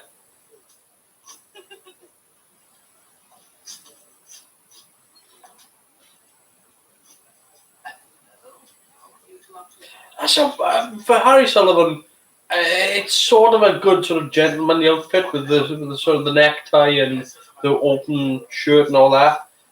He does seem like a man on a time, though.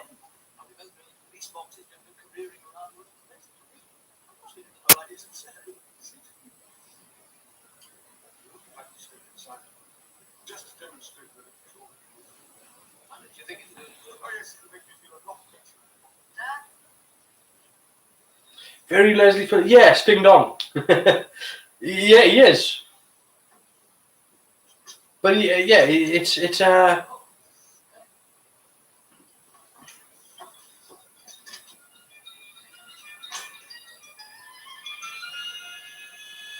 But I think that thing gets used for another season. God.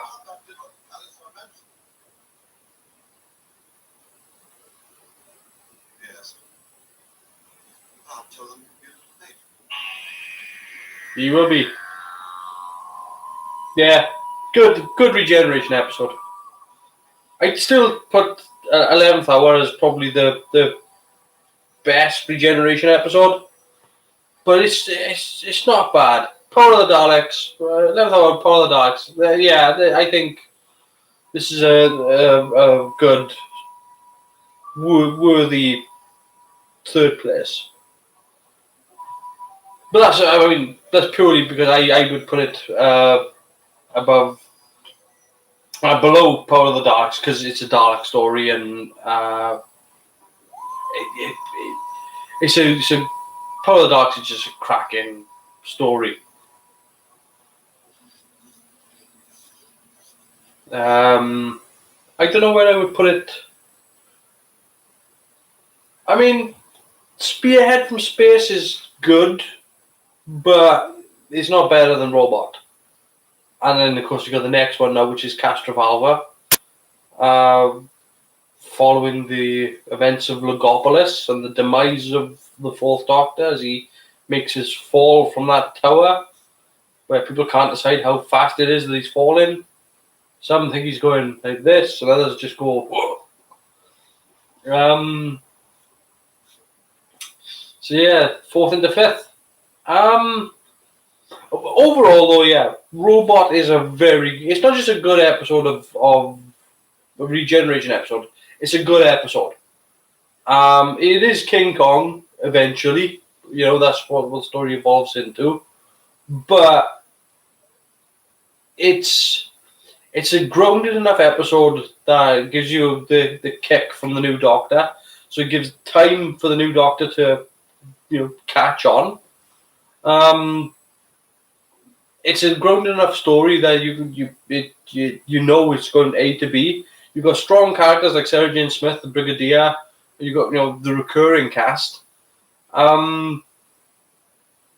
It's just a very well-rounded episode. I mean, Tennis Sticks. What are you expecting from Tennis Sticks?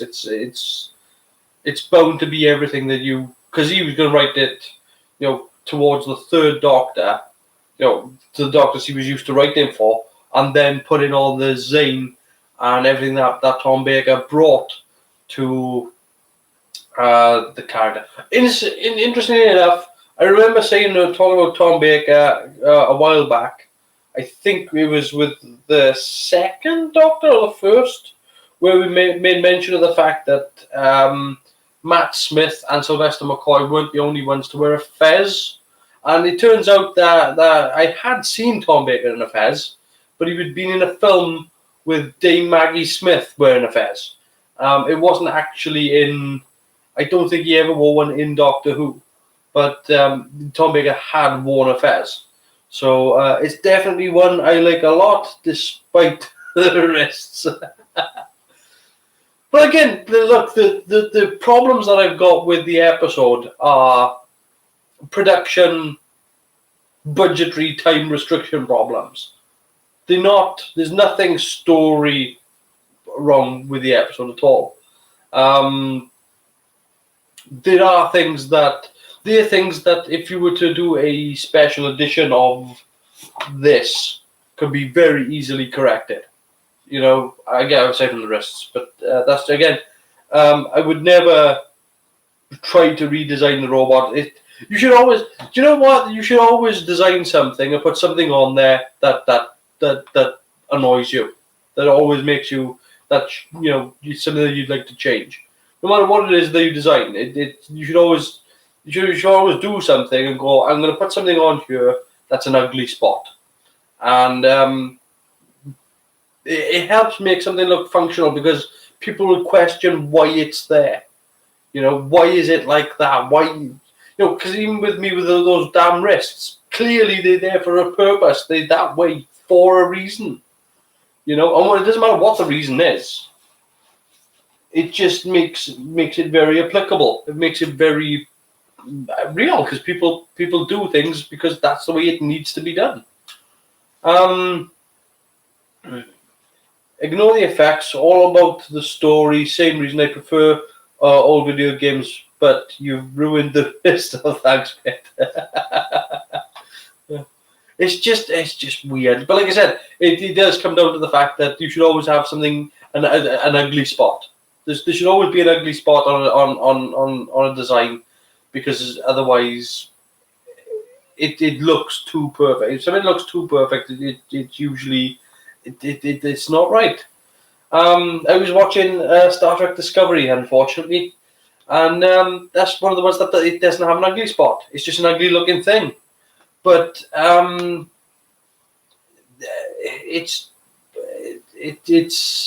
it lacks a functionality. It lacks an ugly spot. It just lacks.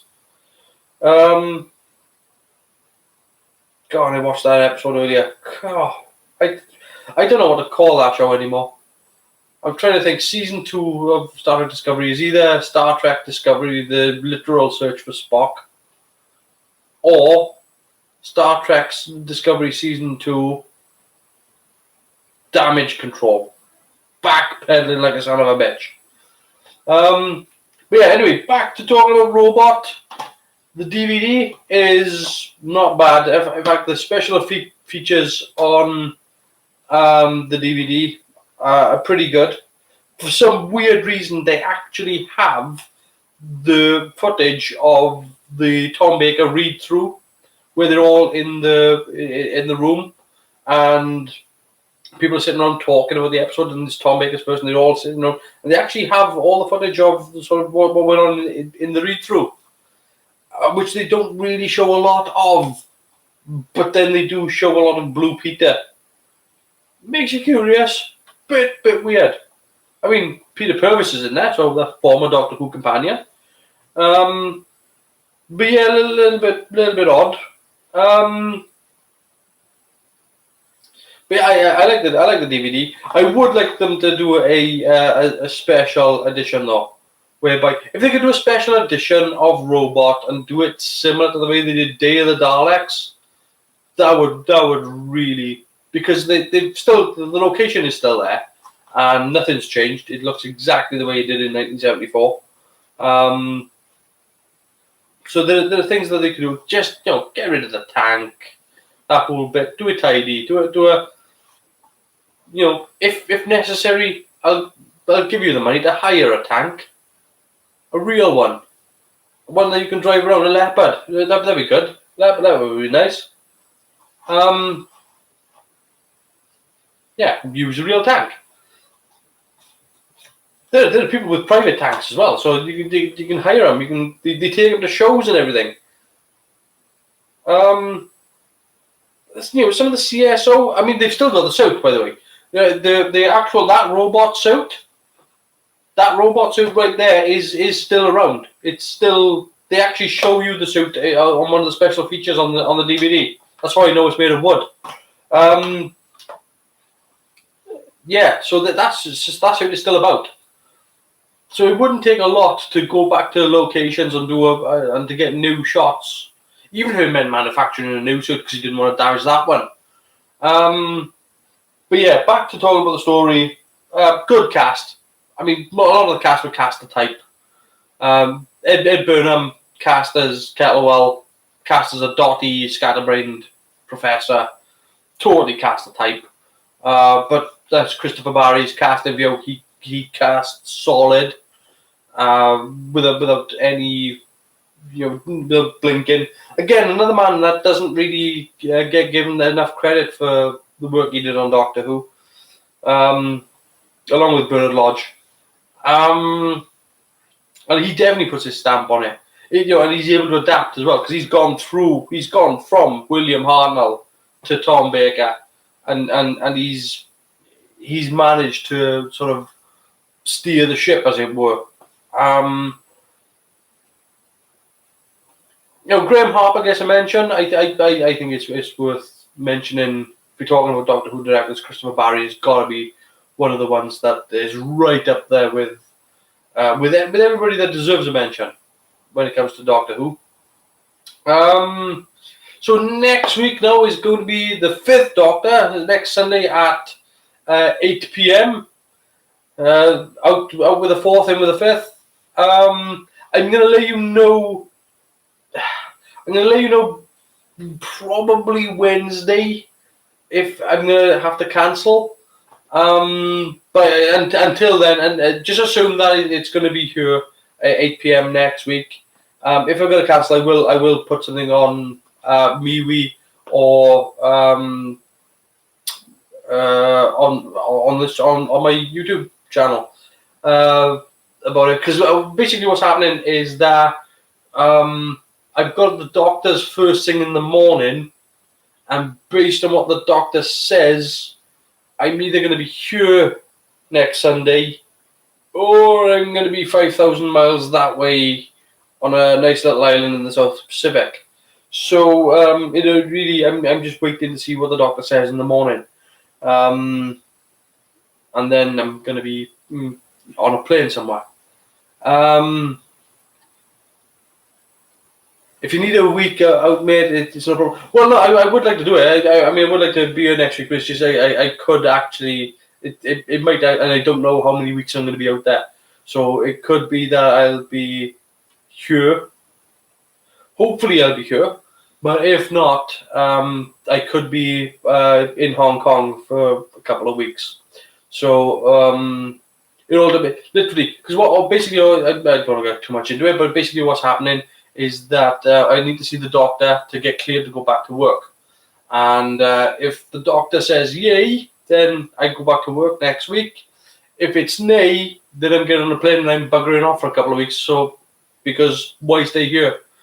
Sod it. So yeah, next week, 8 p.m, that'll be the Fifth Doctor, Peter Davison, taking over from the end of Tom Baker's run in Legopolis. Also ushering in the next Master as well, from Keeper of Traken in the guise of Anthony Ainley, who plays a prominent role over the next couple of Doctors. The Master, Anthony Ainley's Master, dominates the 80s. He's a recurring villain that just doesn't stop recurring. And I think what's going to let down Castrovalva is the fact that you kind of need to know Keeper of Traken, you kind of need to know Legopolis, and I think that's what is going to let that episode down. But that's so for next week. So I'm going to leave that there. Thank you for joining me. I hope you had a nice, relaxing, feet-up time watching Doctor Who. And I'm going to see you next week, hopefully. And if I'm not, I will let you know.